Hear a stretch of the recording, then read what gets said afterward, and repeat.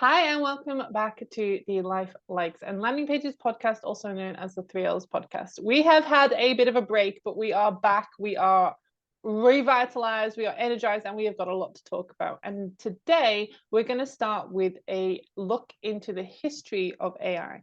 My name is Gayle, and this is my co-host, Kim. Hi.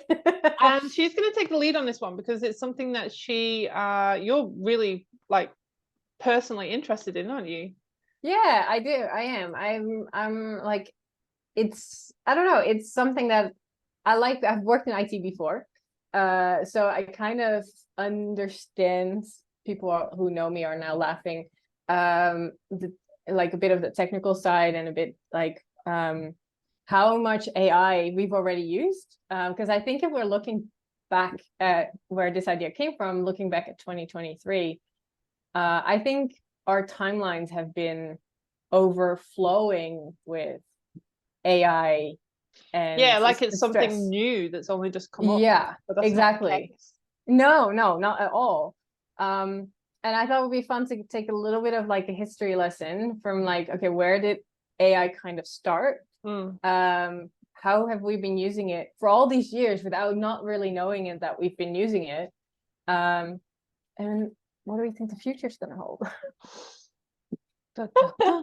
Will the robots take over? I know. It's gonna be yeah, so just a little bit of like where it went. So nerd out with me and let's do it. I think it's important to have this conversation as well before we get started, because I think there's a lot of misunderstanding around AI. I think we've been so bombarded with these messages, you know, in how you can use AI for marketing, and AI is going to replace this and AI is going to replace that. And there's people that are really excited by it, and there's people that are actually they're a bit cautious, you know, like, hang on, I'm a bit scared of this because it's the unknown. So hopefully we're going to demystify it for a few people today, and also maybe enlighten some people as to the power of AI, because I guarantee you there will be people listening to this that are not using it to its full potential, not using it properly, which is why, as you know, you and I have many conversations quite regularly about how in fact, even Kim just sent me a message the other day going, this is how I know that people are using AI, and you can tell, you know, what's AI and what's not. So hopefully this will you know, to alleviate some of those fears, and also educate and inspire people to use it in different ways to what they're currently using. So with that said, take us all the way back. Where are we going to? How far back are we going? So we're going about 100 years back. Oh, yeah. So have you seen the movie The Imitation Game by any chance? With I want to say yes, but it's been a long Benedict Cumberbatch. That one. Yeah, I want to say yes, but I cannot remember it. It's been a while. Okay, yeah. So that was about Alan Turing. He invented the Enigma, which was very important to cracking codes that the Germans would send during World War II. Okay, slight sidebar. When you said we were going back 100 years, I was thinking like 1800s.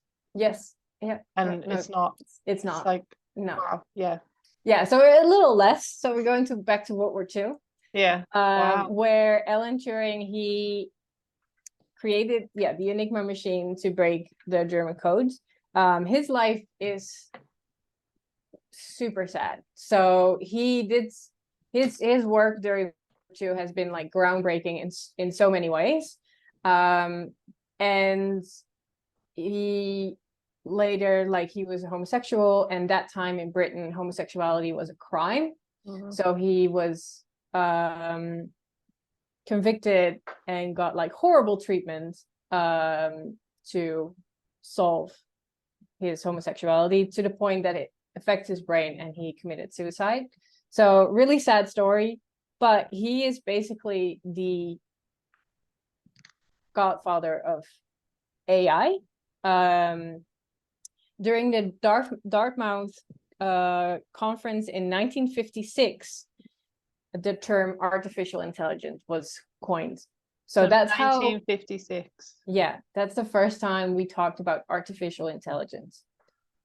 It's kind of interesting because if you're looking at some of the fiction, we'll get back to that a little later, but some of the fiction that was already written during that time, people were already talking about robots and everything. But yeah, 1956 is where we talked about artificial intelligence. And the fact that Turing, he still has a big influence on the current AI, because we have what we call the Turing test. And it determines a machine ability to exhibit intelligent behavior indistinguishable from humans. So to this day, basically, we have a test that tests AI, and it's called the Turing test. And that started with him in the 50s, 40s and 50s. Yeah, so that's how long AI is a thing. What most of the time, a long time, what it was is that we created rules. So a programmer would create rules for a system to follow. I think the best example of it that we can use, that we still use, is in your email, in your Outlook. You can say, oh, if I get an email from this person, I want it to move it to this folder. That's a rule. You set it up. So it is artificial intelligence, but you've set it up to do what it needs to do. So it doesn't have active thinking, if that makes sense. It's not saying, you know, if you want from Tom Jones, you want it to go to this folder. If then Tom Jones changes his email address to Tommy Jones, it doesn't have the intelligence to do that same rule with it, because it's not set up properly. Kind of interesting, in the 60s and 70s, it got a lot of development. And then during the 80s, it got a lot of skepticism, reduced funding. And it's kind of interesting, again, nerd out with me right now. In the 1980s, especially in North America, there was something that we call the Satanic Panic. And it was a time where a lot of people were suspicious of Satanism, and they were scared that Satan was here. And it kind of comes at a time where mass media became a thing, where women started entering the workforce, and they had to leave their kids with strangers. It's a very interesting time from a society perspective. If you want to know more about that, let me know, and I'll do a whole episode about that.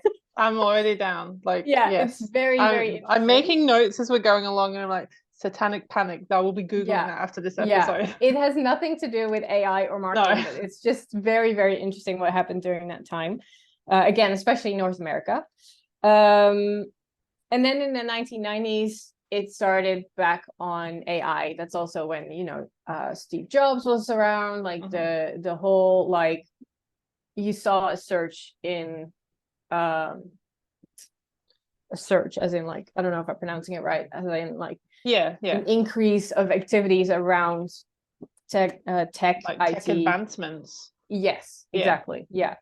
It was the time where people started getting mobile phones and the internet and everything like that. And of course, in 1998, Google was established, which is, I think, for us is a very important tool. We'll get back a little bit later.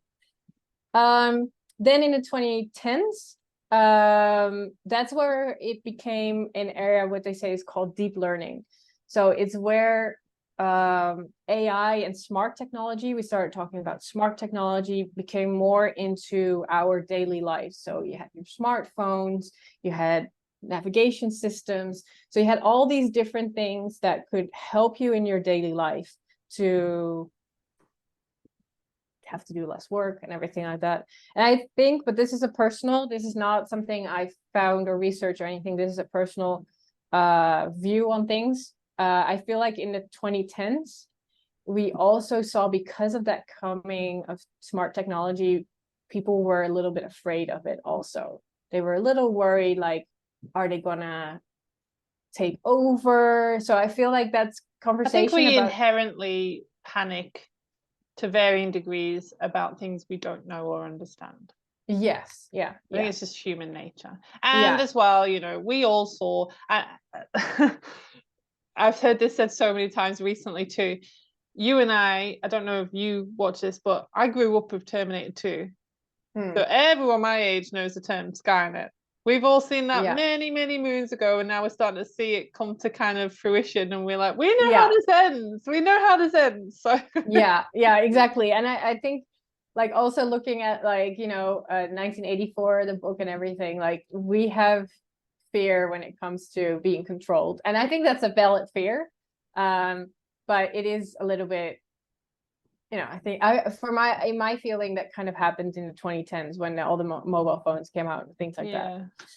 There's a lot to be said for mass media. I think you hit the nail on the head with the, you know, what you were saying about the satanic panic. It happened to coincide with mainstream media really taking off, and there's a lot to be said for mass media and you know, definitely driving that. And we're going a little off topic because it's not really about AI, but you know, you see so many splinter media. So you see, like, basically no matter what your standpoint is in life or in politics, you'll be able to find a credible source. Confirmation bias. Yeah, exactly. So it's very, and I think that's one of the reasons why we are confused, to be honest, because we have so much information. But yeah, again, it's a whole different story. That's a whole different episode. It's a whole different episode. The 2020s, though, where we are right now, obviously, this is where AI was expanded further. And where it became interesting is that now it's also being adopted in critical industries such as healthcare. Can you just repeat that part, Kim? Because I'm not sure if the recording will pick it up, because you did go out on my end. Okay. So the 2020s, where we are now, AI expanded even further. And what's kind of interesting is that also critical industries started to use it in their day-to-day operations. So it became even more important in our life. Healthcare, for example, started to adopt it a lot more. And with that comes the question, how do we control this? And I think we're in the middle of that question. I don't think I have an answer for that. It's the ethics of it all has become a central theme, I think. Not just in media and marketing, but in, like, other areas of our. One of the biggest fears is, well, I want to ask you a question actually. I want to ask you a question first. Do you think AI would have advanced as much in the 2020s if it wasn't for COVID? Do you think COVID was a catalyst for that? I don't know if it was a catalyst, but it might have, like, sped things up. Yeah, so that's what I mean. Like, did it advance as quickly as it has in the last 3 years because of COVID? Yeah, I find it difficult to say because I don't know the details about what they're working on, basically. You know, I know, for example, like, things in the army have been working a lot longer with, like, drones and everything. I feel like that's been a lot longer already the case, and already, again, that ethics question, like, is it okay to kill someone with a drone, like, or, you know, like, that kind of questions.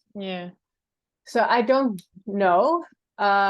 I do think the adoption of it has been a lot easier because of that, because all of a sudden you were home, you needed to work from your phone, you needed to your work and private life felt a little blurred. So you might need a project management tool for just your life, you know, it's not just for projects anymore. So I do think that may have, the adoption of it might have been quicker because of that. And then just to come back to what you were saying, you know, we're talking about ethics, and I was going to say, like, I think for me, like, so as someone who's been using AI and you know, is well adept with machine learning as part of the marketing work that I've done for the last 17 years, that's all great. It's great to see this kind of coming through, and these tools coming through and whatnot. I think for me, one of my fears is around the ethics, and that technology already being in the power of people, or in the hands of people who have less than ethical intentions. Yeah. And you can go really extreme with that, and you can go all the way up to war and all that kind of stuff. But I'm talking about things like, let's kind of take it back a notch. I'm talking about things like, for example, voice cloning.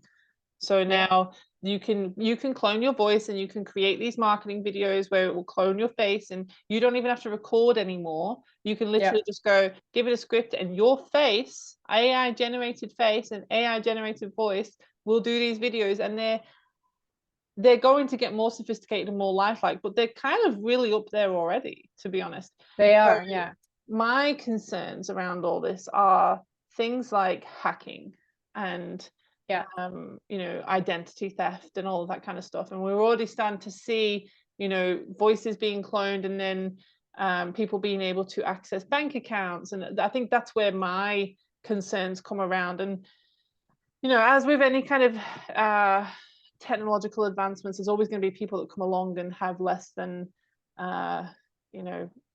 favorable intentions. Yeah. And I don't think you can avoid that, but I do think that that's something that we need to be aware of and quickly find ways to try and mitigate. Yeah, well, I think that's where we are right now. Like, there needs to be some regulations around things. And again, it's very difficult. So I did watch, it was about crypto, which works on blockchain, which uses AI to improve different currencies. And I watched a documentary on it, and it said it's very difficult to manage, like anything difficult to regulate, because it's not really it doesn't really belong to a country, right? So same thing with like I said, let's say piracy. Like piracy, there's a law of the sea kind of thing, because no country claims the sea. With the internet, no one can really claim like this is our. So I think they use IP addresses, but it is very difficult to enforce any kind of regulation. So it's going to be very interesting because countries need to work together, basically, to avoid civilians from getting taken advantage of by AI, people who use AI. I think it's gonna be a very interesting few years. I mean, we also see it in other areas in society. Like, I remember it's been a while back and I couldn't really find any articles about it, so don't take this with a grain of salt if you want. But I think it was in Saudi Arabia, there was like a robot who was able to drive a car, while women are not allowed to drive a car. So it's going to be very interesting, because I feel like the world needs to come together to really create those regulations that work for everyone. But you also see how different we are, So but in the end, we all want the same things. That's why I believe we all want the same things, but we are very different culturally. So it's going to be very interesting, I think, to do all that. And so there's some pretty dark sides to AI that we talked about there. And I think, at the beginning of this, we said, enlighten people if people aren't. Let's talk about mainstream AI and how people just aren't using it as effectively as they can do. Yeah, I kind of want to switch to AI in marketing. So this is kind of like the timeline of AI in marketing. I couldn't really find when it really started. So I've taken Google a little bit as like a starting point. So they used AI in 1988 to match keywords of people searching on Google with web results. Obviously, since then, it's been massively more sophisticated. Algorithms like your personal use, cookies, all that stuff. It's all information, because AI, and I think we've heard this saying so many times last year, AI is only as good as the input it has, as the information it has. But like that's about search engines, how they use it. But I think we've talked about it before on the show, but definitely off the air, about machine learning in ads. And I think that is something that people don't realize, that was also AI, a form of AI. Again, AI is artificial intelligence, so it's not just robots, it's not just self-thinking things, it's artificial intelligence who can like act. They can act on something that happens, on information that they're getting. And with Google, with Facebook, LinkedIn, they all use the same, like they are showing you ads that they think based on your internet behavior you would find interesting. And that's why these are so good and interesting to spend money on, because if you're thinking, okay, yeah, my client is 16 years, goes to school, and wants a scooter, just saying, so you showing scooter ads to these people, but then Facebook is like, well, you're selling scooters, but actually guys that are like 45 travel with public transport, they like to do that last bit with scooter. I'm just saying, I'm just spitballing here. It's crazy. How it will show that. And the great thing is it will show you as marketeer, as business owner, it will show you what your audience actually is and not what you think it is, and then acts on that. And I think it's I think that's probably one of the most missed AI parts in marketing. I feel like that, how much AI there's already in that machine learning and in those ads, and has been for a lot longer than people realize as well. Because before Facebook there was Google ads and Google remarketing and retargeting that was doing exactly the same thing. Exactly. And it translates over, it crosses over to email marketing as well. Like you as a marketer, you can run campaigns. You talked about this briefly with the Outlook emails before, but that have some of the campaigns that you build might have really sophisticated conditions and triggers systems.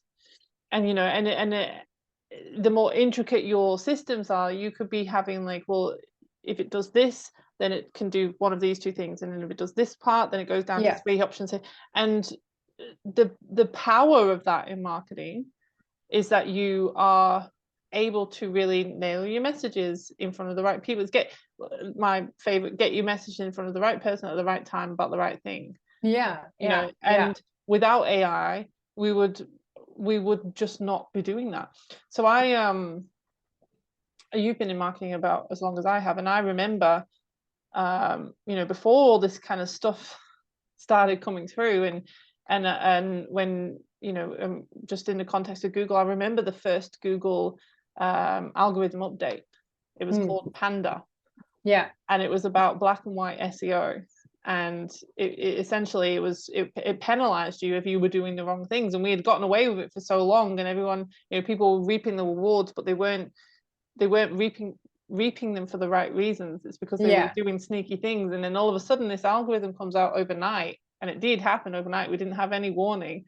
And you've got clients that were ranking #1, and that was the most important metric back then, to be ranking #1 in Google organically, and now they're nowhere to be found. And then you had clients that were ranking 56, and now they're #1, and we were all like, what the fuck is going on? And we were blindsided by it. And I will say that as part of that, because you'd look for answers. Well, how do I hack this algorithm, and how do I do this favorably now?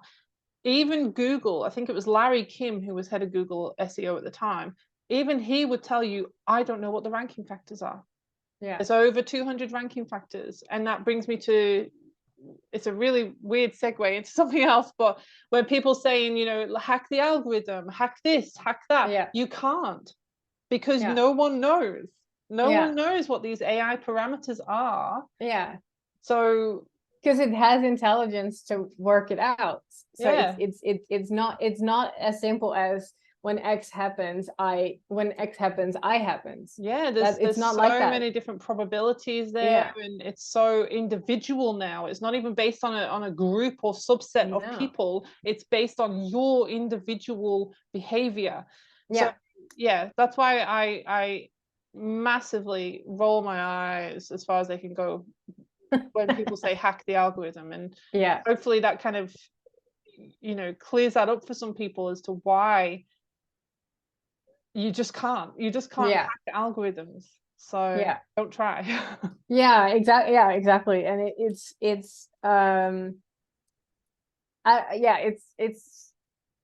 very interesting. Last year, you know, with the whole talks about AI artists, AI art, AI copywriters, AI, you know, like ChatGPT and everything. I think because you see it a lot, like use ChatGPT to make something and then make millions or make thousands a month, whatever. And I think that, like I said, I said to you the other, sorry, I can't really find my train of thought really, but somewhere this week, I used ChatGPT to help me write a blog. And that's how I use ChatGPT, how I use AI. I find it sometimes easy to use it for content creation, to use it. However, and I think this is one of the things where you and I firmly believe in, read it over, and you know it's not written by a human being, because it uses combination of words that no one would use at the same time. And then you say like, oh yeah, I want it to be a bit more formal, and then it becomes like very formal, like overly formal. I'm like, okay, I wouldn't even talk to the president like this, you know, like, can we just take it down a few nuts? And then it talks like I'm talking to this like punk somewhere, and starts like, yo bro, and like there's no middle ground. Yeah, there's a lot of middle ground. So when I would say what I saw from last year, what I've learned from last year about AI is use it to as inspiration, use it to automate things, use it to improve things, but always continue to check, because their input, like I said, their input is as good as the information available. And there's a lot of hatred, there's a lot of fake news, there's a lot of fake facts online. So make sure you fact check. I just want to add to that. I think we said this before. ChatGPT, even if you specifically say, give me quotes after 2021, it can't. No. It will present quotes to you as if they are from after 2021, but it can't. Yeah. So I think the moral of the moral of the message that you've just given is, don't let AI make you lazy. Don't let it make you lazy and complacent. You've still got to do the work. Yeah, exactly. And I think that's kind of what I wanted to show with this episode. I wanted to show you AI is not new. It's not scary. It's super helpful. But, you know, your brain is still very valuable. So keep thinking for yourself. I think this is maybe a good end to wrap it up. If you were like, wow, I want to nerd out more, just, you know, there's a couple of very interesting books. Some of them are fiction. I would definitely recommend I, Robot from Isaac Asimov. I think that's how you pronounce it. Is that the Will Smith movie? It's the Will Smith movie. But it is actually a book, isn't it? It is actually a book, and it's where the robot laws that we still use come from. That they're not allowed to hurt anyone, like that kind of thing. No, I don't have feelings. So that would be very interesting one to have a look at. And I'm very curious to people listening, people watching, what they think of AI. Obviously what you think of this episode, but also in general what you think of AI. Let us know in the comments, because we are very curious. What you think of it and how you're using it currently. Yes. I'd be interested to know how people are using it. Yeah. All right. Well, thank you guys for listening today. Thank you, Kim, for taking us through that. I learned some stuff there, to be honest. I didn't realize it went that far back. No. And yeah, I'd forgotten about Alan Turing. Yeah. So yeah, that was really good. Thank you so much. Thank you. Thank you all for listening. Again, let us know. Give us a like, follow, comments if you like what we did. And thank you for nerding out with me today. See you next week. We'll see you in the next episode. Yeah. Yeah. Bye. Bye.